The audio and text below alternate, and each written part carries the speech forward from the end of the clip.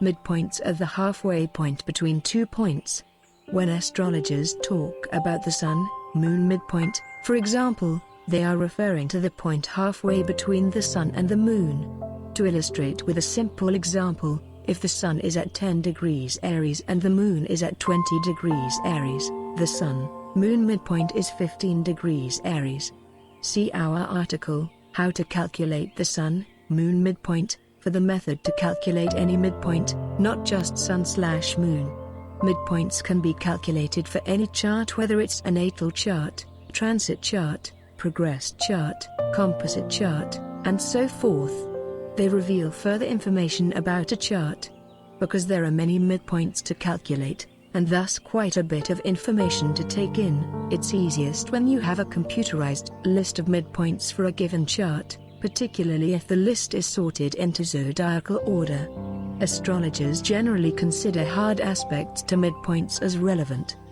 The hard aspect set includes the conjunction, opposition, and square, as well as the semi-square, 45 degrees, and sesquiquadrature, 135 degrees.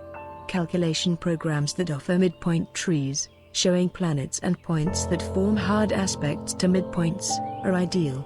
Here is an example midpoints list from my chart. Midpoint notation involves inserting a slash between the two planets or points involved. Thus, a Sun, Moon midpoint would be, the midpoint trees shown above reveal specific planets or points in aspect to midpoints. The following reveals that Mercury is in hard aspect to the midpoints listed.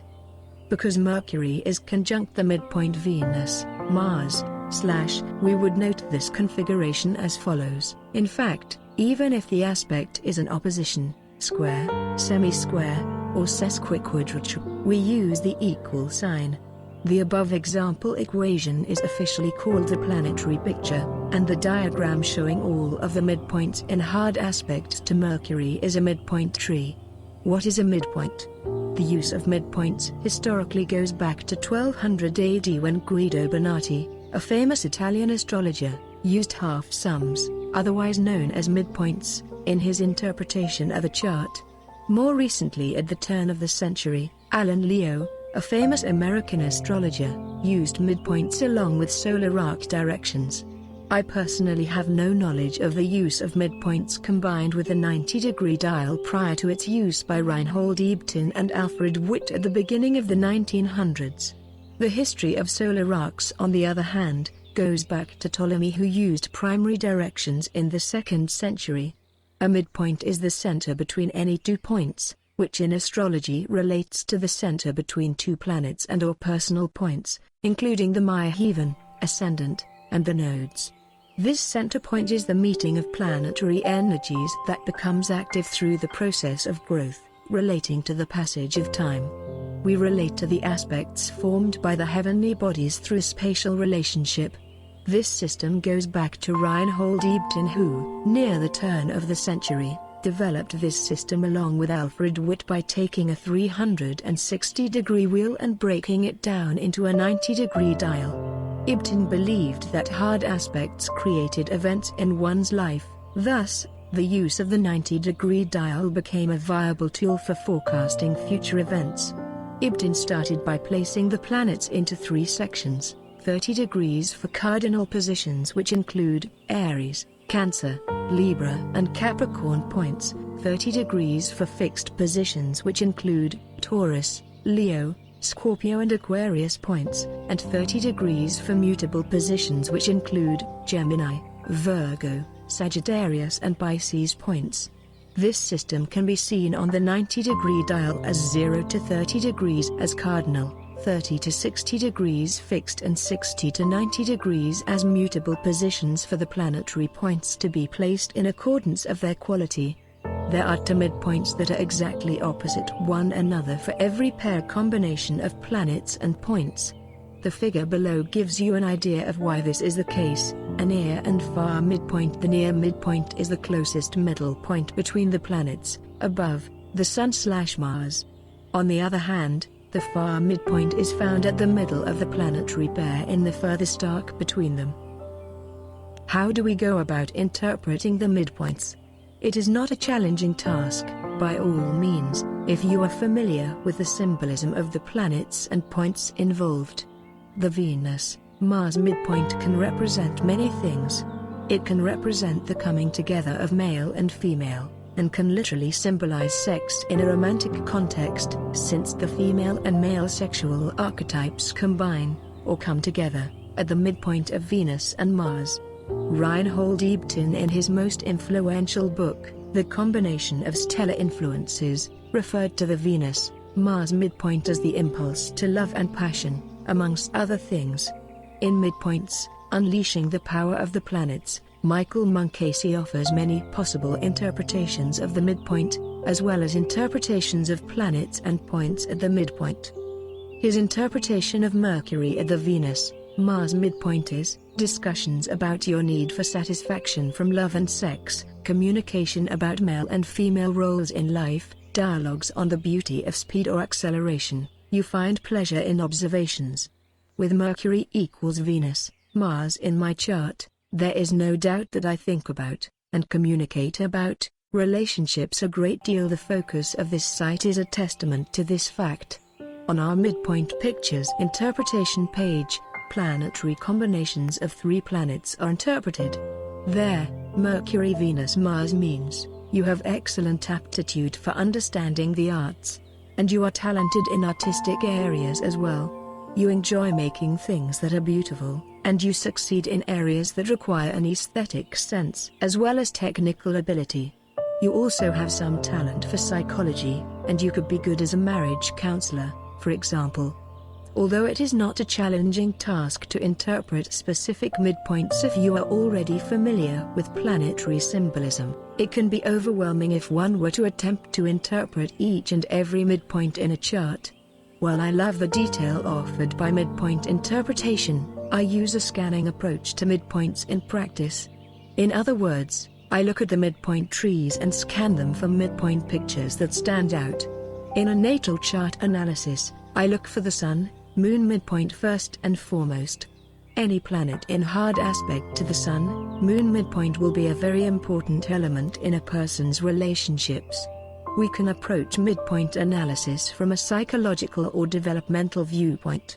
In a natal chart, the energies at play with a midpoint that is in hard aspect to the Sun will be very much a part of the native's ego. The native will take pride in, and identify with, this combination of energies. An individual can be particularly sensitive to the combined energies of the midpoint in hard aspect to the Moon. The native will think about and communicate about the combined energies of a midpoint in hard aspect to Mercury. Each planet can be interpreted similarly. We can also approach midpoint analysis from an event-oriented or practical viewpoint. This might be especially appropriate when you consider transits to midpoints and midpoint structures. When, for example, Pluto transits opposition Mercury, we can incorporate the midpoints affected by Pluto into our analysis of the transit. Of course, we can also interpret transits to individual midpoints. Using keywords and general knowledge of planets and points, multiple sentences can be constructed to interpret planetary pictures. For the midpoints themselves, we can blend the energies of both planets and points together in a similar fashion as in our interpretations of aspects between 2 planets. The creative side of astrology truly comes into play here. For example, with Mercury, Pluto midpoint, words like persuasion, research, investigation, and obsession, and phrases like intense discussions and suspicious thoughts, come to mind. When I scan midpoint trees in a natal chart analysis, I look for planetary pictures that jump out at me. If I see, for example, Sun equals Venus/Mars, and if it fits with the rest of my impression of the chart, I might feel that the native's sex and romantic life forms a large part of his identity. His ego rides on his relationships. If I see Moon equals Sun/Saturn, I think in terms of emotional reserve, strength, perhaps some isolation or feelings of being left out, and the taking on of responsibilities, especially with regards to family, and possibly burdensome or excessive responsibilities. Essentially, midpoints help me refine my interpretations of any given chart. There are astrologers who work extensively with cosmobiology, and who value planetary pictures over the sign and house positions of planets. However, I use midpoint analysis as a secondary consideration to help refine my interpretations. As mentioned earlier, midpoints can be listed for any type of chart.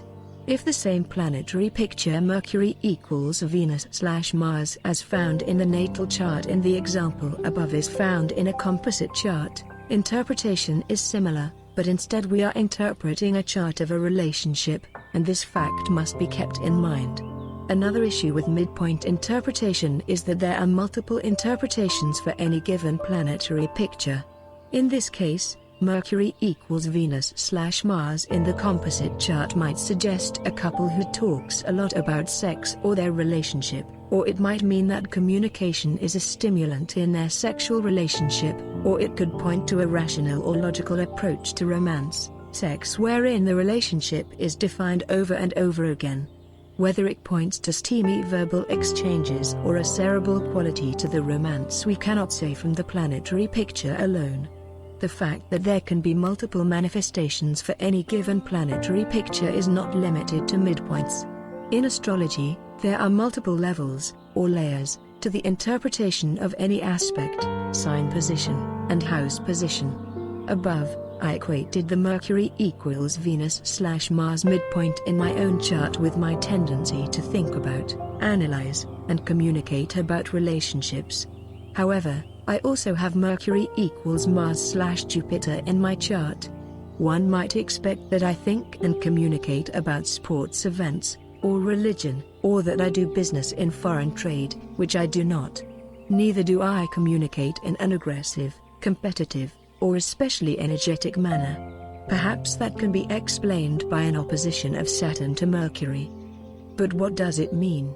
How does it manifest? On a behavioral level, it might point to a tendency to gloss over details in order to arrive at a happy conclusion, and/or an overestimation of abilities, and/or a tendency to make decisions quickly and optimistically without considering all angles.